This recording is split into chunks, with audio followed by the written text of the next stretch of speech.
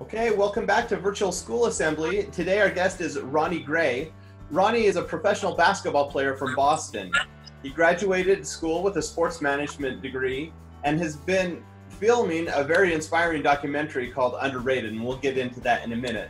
But first, Ronnie, we're just glad to have you here. Tell us a little bit about who you are and what your story is. All right. Good morning. Well, pretty much I'm from Boston, Mass. I always had dreams of inspiring others and, try to be a leader as far as, the position that I'm in from, the neighborhoods that I grew up in. I grew up in very tough neighborhoods where, pretty much a lot of people kind of count you out and, doubt you, say that, you ain't gonna make it, you can't do this, you can't do that.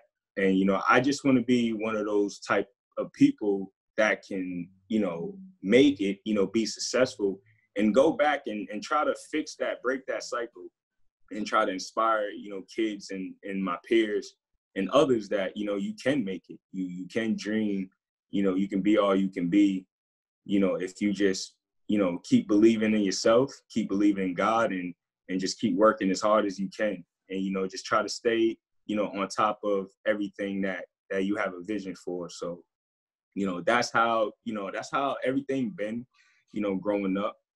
And that was the reason why, I made the documentary Underrated. So. All right. Well, let's start at the beginning. Before we get into the documentary, tell me, a lot of kids growing up, they have the dreams of going on to play. First, it's to play college basketball and then to play professionally.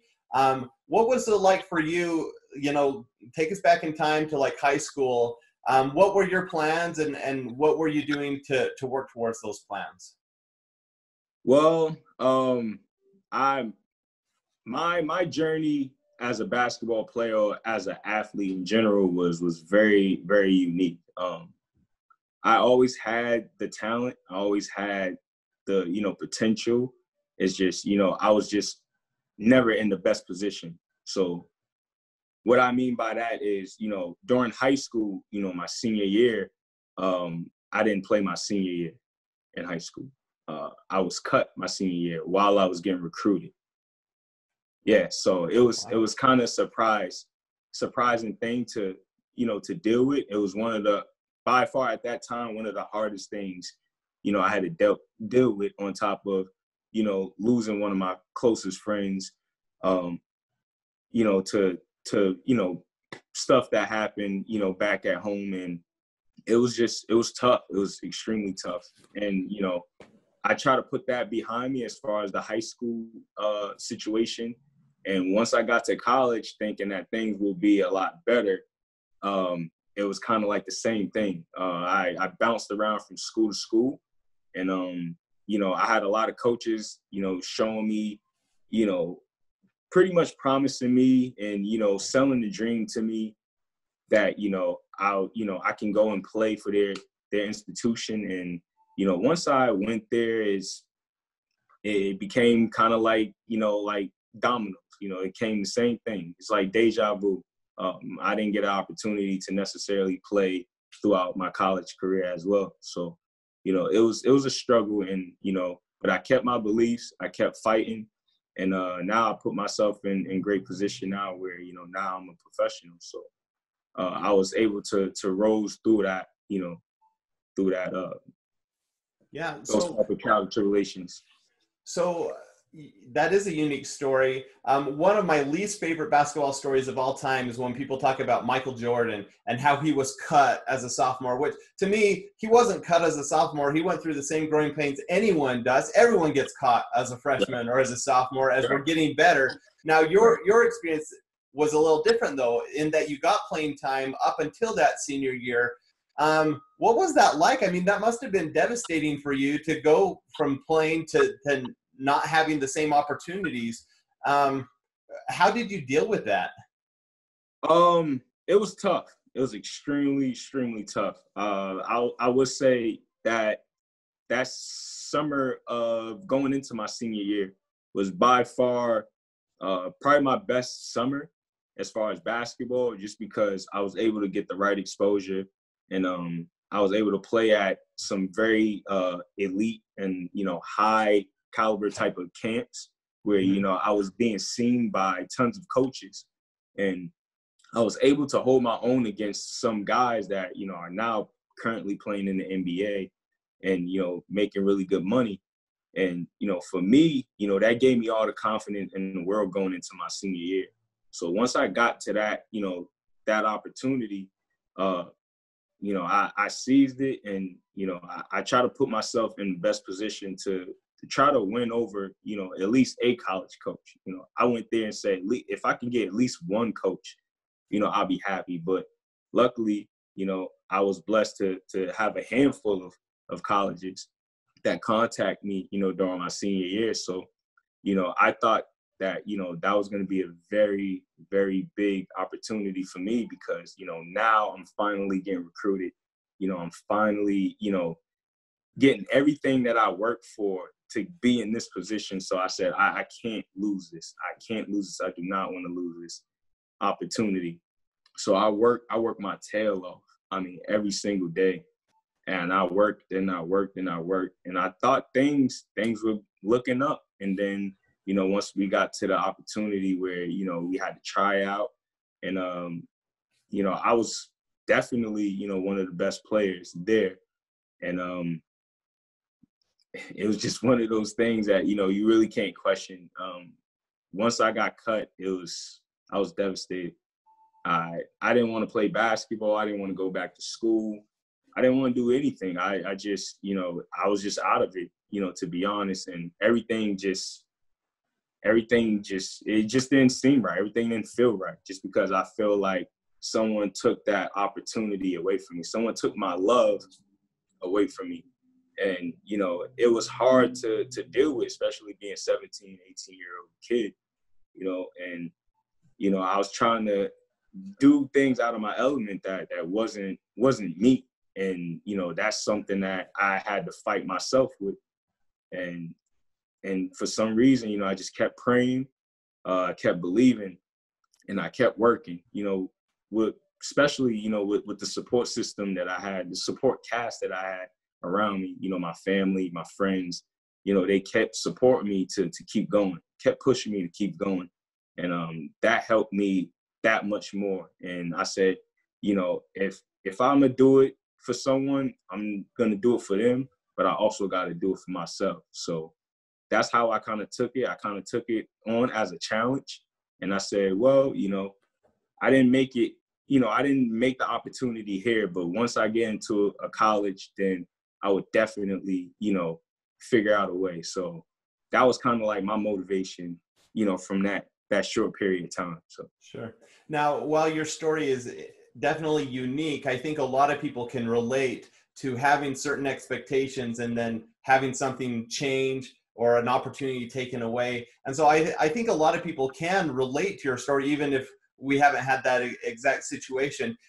The challenge then is, how do you move forward from that? How do you go from, because obviously you graduated from high school, you went to college, you got a degree, and now you're living your dream playing professional basketball. What was it that got you through kind of that dark period after you were cut as a senior that really helped you to continue to move forward despite all the obstacles in front of you? Just my faith and belief. The more dark it got over the time, the more I slowly started to believe in God and believe in myself. And, you know, every day I had to look in the mirror and I had to ask myself, you know, how bad you want it? You know, how bad you want it? How bad you want to be successful? How bad you want to be the person that you want to become? You know, how bad you want your degree? How bad you want to help your family? How bad you want to help your community? You know, how bad you want to make these people proud around you? How bad you want to make, you know, yourself proud. So, you know, once I was able to be comfortable and looking in the mirror and saying, you know, it's up to me, regardless of how many no's that I go through and, you know, how many obstacles and, you know, turns that I have to go through.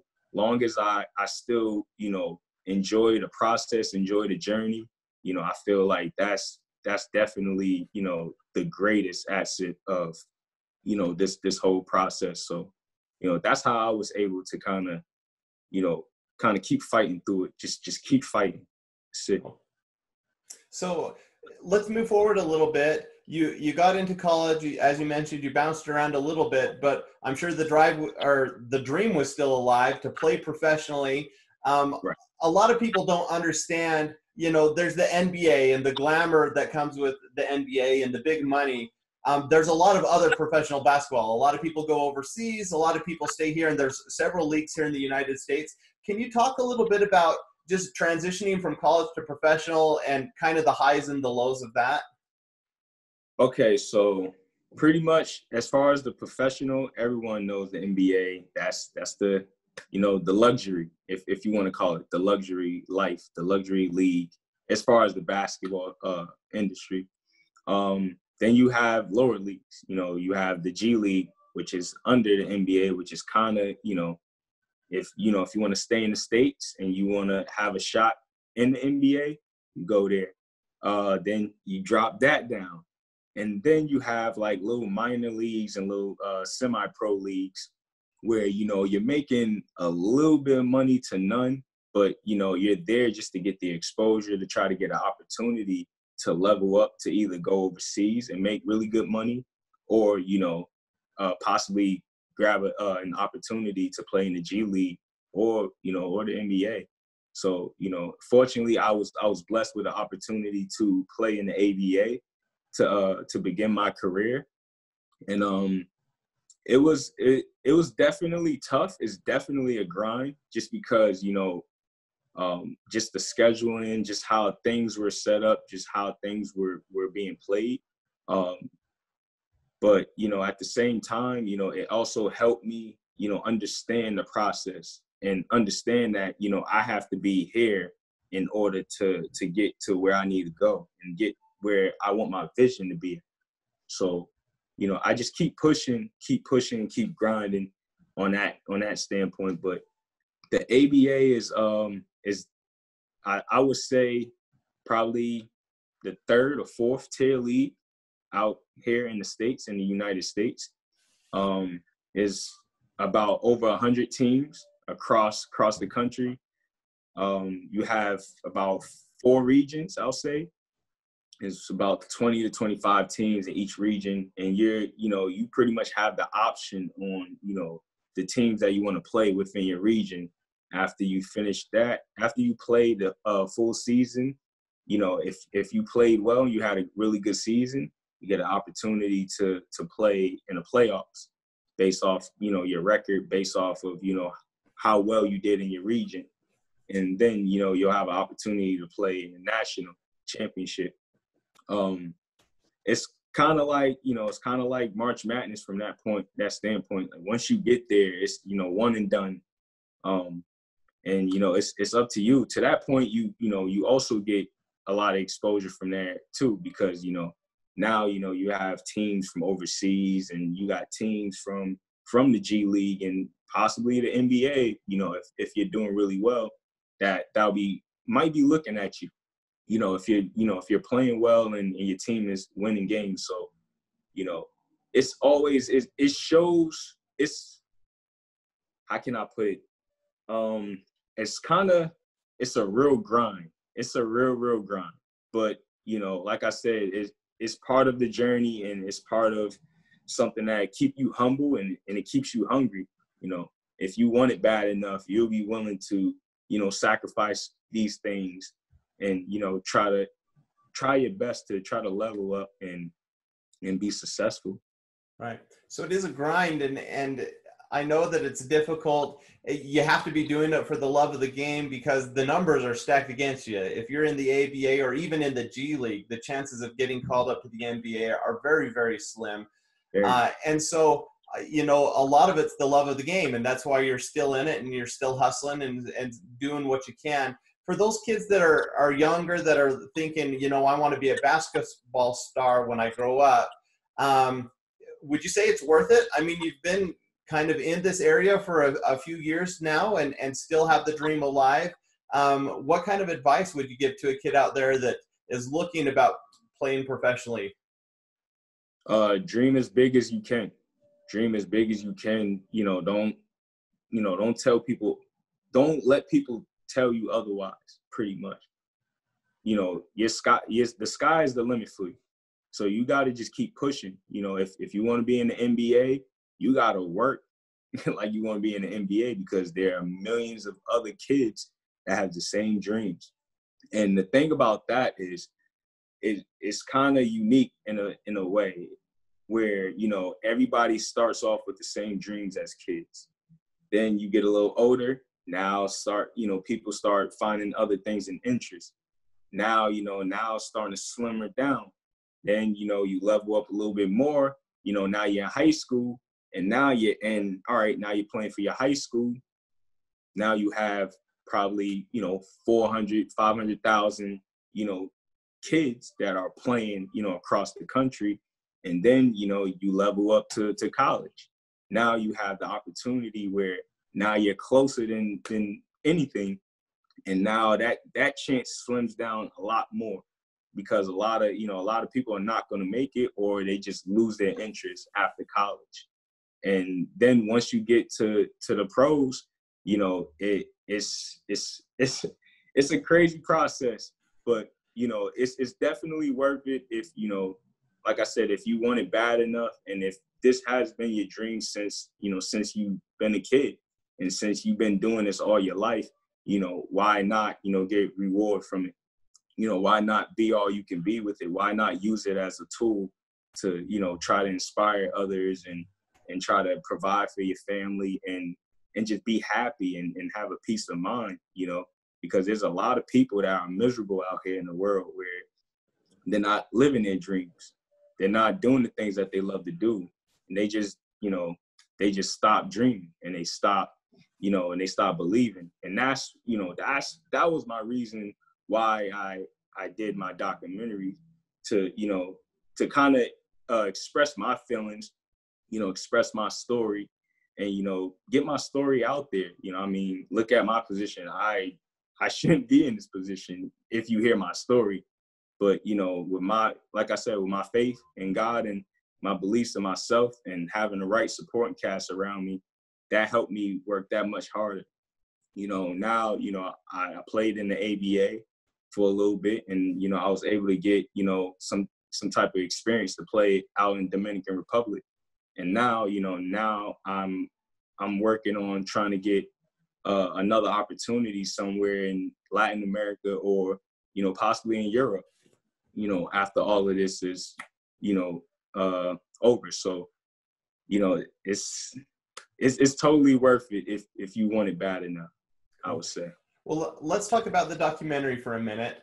Okay. First, tell us a little bit about what it is. Just give us an overview. But then I'm interested in, how did it start for you, and who did you work with? Did you do it all yourself, or was there a team put together? So give us some of those details. Okay. It started off with me and one of my closest friends. We was always working out. This is when we was back in college. We were both working out, both have the same dreams. And, we were always thinking, wow, we should just film our workouts. We should just film, the stuff that we're doing. We just think that it would have been pretty cool. But then, once I start to kind of sit down and actually review my whole life, just think about all the things I've been through to that moment, I said, why not? Why not, we can make a documentary or anything, or videos where, we're motivating people and, we're getting our story out there, and I feel like it was kind of like, a light bulb just hit in both of us. And we was just like, wow, we can make this happen. And, we always feel like we're the underdogs, because we've been the underdogs all our lives. So that's where, underrated came across my mind.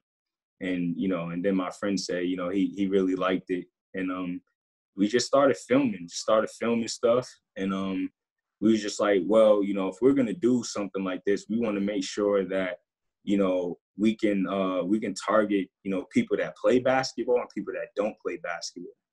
That way, we bring a whole bunch of people together, that, you know, anyone that has dreams and anyone that gave up on their dreams to not give up on your dreams just because we didn't. You know, we're still working, you know, we're still giving all we got. We're still doing, you know, all these things out of our element. And, you know, we just want to make, you know, our lives, you know, pretty much as peaceful and as great as it can be. And also, you know, help our family members out and take care of our city and our community. So, you know, that was kind of the start of how it went. Cool. And then after that, you know, we just start coming up with content and started figuring out, you know, how can we make this inspiring to others. Right. So with the documentary or any film project, you've got two sides to it. One is the story, and you already knew the story. You knew that you wanted to talk about your story and help people to chase their dreams. The second side of that, though, is the video production side, where you have to take all that footage and put it together and edit it and add your music track and things like that. And your documentary is really well done.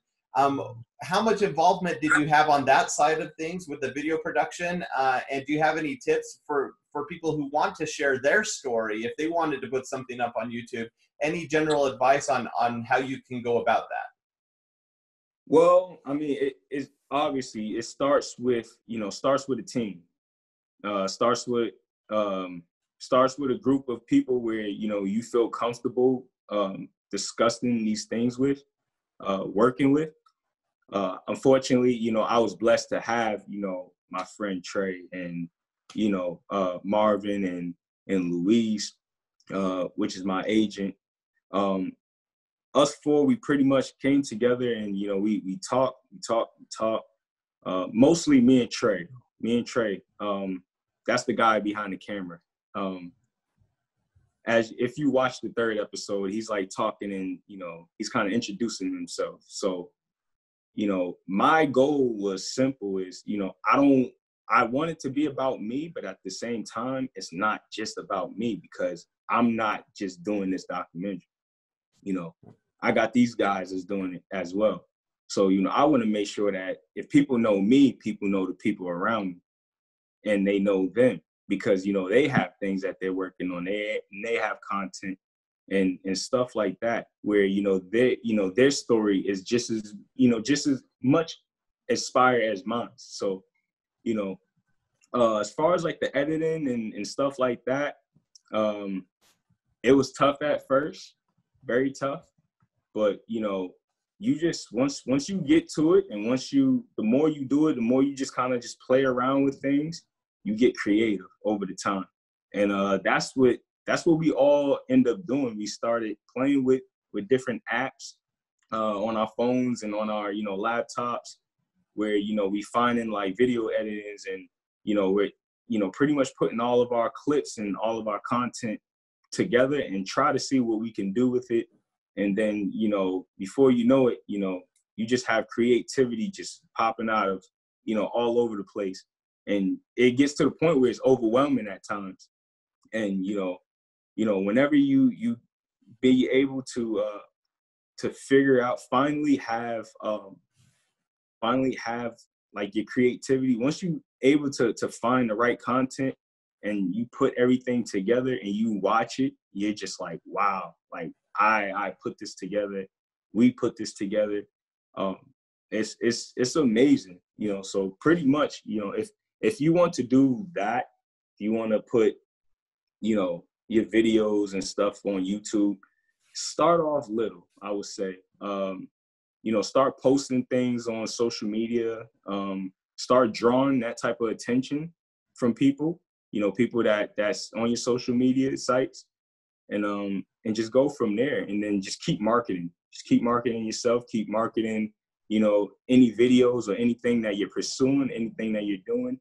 And, you know, before you know it, you're going to have a small group at first that's going to, you know, start supporting that. And, you know, once you finally get that support outside of your supporting cast, you know, it helps because, you know, it gives you more confidence. It gives you a little bit hope that, well, hey, maybe this might work. So, you know, you keep going, keep doing it.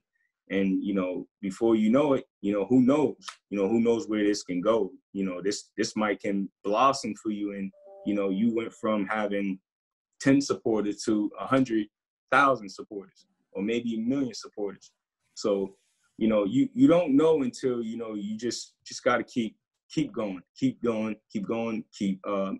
marketing, keep networking, and just keep posting, keep showing your face, keep showing the things that you're pursuing, and everything should be good. Right. I see a theme here, Ronnie, that just like in your basketball career, as you're doing these things and getting your message out, it's about persistence and consistency and continuing to work, Right. which is hard right now. So your life was already crazy trying to make it as a professional basketball player, but now add on to that coronavirus, add on to that what we're going through right now with Black Lives Matter. It's a crazy world that we're in. What advice can you give to kids on just how to continue moving forward despite the crazy world that we're in right now? Well, my say is be a leader, not a follower. We in a position right now where a lot of people are going on social media and, you know, oh, my friend's saying something racist, so, you know, I'm gonna say something racist, or my friend's posting up this and I'm gonna post up this. At the end of the day, be you. Be you. You know what's right, you know what's wrong. To this point, you should, you know, especially, you know, if you're a high school kid, or, you know, if you're older, you know what's right, you know what's wrong. Unfortunately, you know, we're in a tough situation right now where, you know, things aren't equal, things aren't, you know, going the way that, you know, it should be. And we just got to keep fighting, just got to keep going, just got to keep pushing that message, and let our voices be heard at the end of the day, because, you know, it's getting to a point where it's starting to become a cycle. And, you know, and a lot of people are fed up about it, because, you know, it shouldn't be this way. You know, we should all have equal rights. We should all be able to, you know, sit next to each other and understand each other, and try to love each other. But, you know, like I said, you know, once you got one person that's doing something on social media that's wrong, and, you know, you're rubbing off that energy. Another thing with that, you know, you got to bring great energy to this world, to this light. I mean, we've been, you know, stuck in the house for the past 2.5 months. I mean, obviously everybody's going crazy. You know, now we're slowly starting to, you know, get things going with, we can go outside, we can, you know, enjoy our scenery, we can start going to the beach, we can start, you know, going to the movies and the mall and etc. You know, you got to bring that great energy. You got to be able to provide that great energy, because, you know, the energy of the world, it returns back. So if you go out and you be negative, it's going to come back. So, you know, when you have all this craziness that's going on right now, you know, you see it. You know, someone say something negative or say something that they feel like that's not right, then, you know, you're obviously going to try to protect that, you know, protect your word, protect your voice. And, you know, it's crazy right now. Another thing I want to say is smile more. You know, smile, being able to smile. I mean, at this moment, it's hard to smile. I can't lie. I can't sit here and say that, you know, it's not. It's hard to smile at this moment. It's a very painful situation, and it's scary. It's scary to be in this position right now. But, you know, we have to smile more. We have to try to find some type of positivity, you know, out of all the negative situations that we've been going through, you know, since this year started. We got to keep going. We got to keep going. We got to keep fighting for justice. We got to keep fighting for everything, you know, not just that, but, you know, just for everything. Everything has to be a change. Everything has to change right now, because, you know, the direction that we're going as a country and as a world, it's not looking good. It's not looking good at all. And just try to learn other cultures and other backgrounds as well. I feel like that would be great as well. That would be big, just because, you know, a lot of people wouldn't know, my type of culture. Although, you know, there are also, you know, people that know my culture and that's part of my culture, but they're not my race, if that makes sense. But, you know, at the same time, you know, this is the part of time where, you know, we need those type of people regardless. You know, we need those type of people to speak up with us, you know, to fight with us, you know, and this is a race thing, but at the same time, this is about justice. It's about equal. You know, we want all equal rights. We want all justice to be equal. We want everything to be, you know, we want to be treated the same way as everyone else. And, you know, when we have that extra support around us, you know, that gives us that much hope. And that's why, you know, these protesters, you know, have been sort of successful.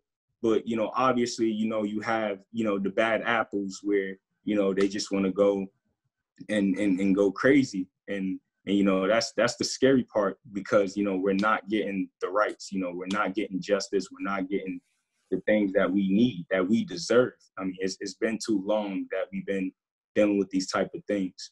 So, I mean, as long as we keep going, keep fighting, but we got to do it with, you know, with our minds, you know, and our mouths, and not because we're hurt, you know, but we got to strategize and be able to put ourselves in best position to, you know, to prevent, you know, future cases and future brutalities and stuff like that. So, well, I think your advice here is good, and one thing that we can do is we can not just talk, but we can also listen. I hope that this episode is, you know, by sharing your story and some of your experiences, and now we understand you a little bit better. And the more we can do of that, of listening to others, and you know, maybe we're not in their culture and maybe we don't live in their neighborhood, but we can listen and we can learn, and then we can be more unified as a country. And globally, this isn't just a United States thing. This is an issue in a lot of places. So I really appreciate you coming on today, sharing your story, but also this great advice on how we can come together as a people. It was really great. I'll go ahead, and what we'll do is we'll link up to your documentary in the description for this video. And Ronnie, we really appreciate you being here today. Okay, thank you so much. Thank you so much.